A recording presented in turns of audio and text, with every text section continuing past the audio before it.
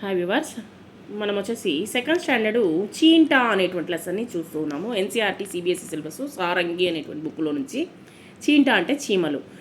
ఈ యొక్క లెసన్లో మనకు ఏమీ ఇవ్వలేదు. లెసన్ మనము నేర్చుకున్న తర్వాత ధన్యవాద కార్డ్ బనాయి.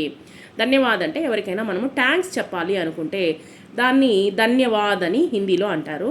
ఆ యొక్క ధన్యవాద్ అనేటువంటి కార్డ్ వచ్చేసి మీరు ఎవరికైనా ఇవ్వచ్చు. మీ సార్కి ఇవ్వచ్చు, టీచర్కి ఇవ్వచ్చు, లేదా మీ యొక్క ఫ్రెండ్స్కి ఇవ్వచ్చు, లేదా మీ అమ్మకి ఇవ్వచ్చు, మీ నాన్నకి ఇవ్వచ్చు, వాట్ ఎవర్ ఇట్ ఈస్, మీ బ్రదర్కి, ఎవరికైనా వచ్చేసి ఒక థ్యాంక్స్ గివింగ్ కార్డ్ అనేటువంటిది మీకు వచ్చినటువంటి డిజైన్లో మీరు ఒక కార్డులో తయారు చేయండి.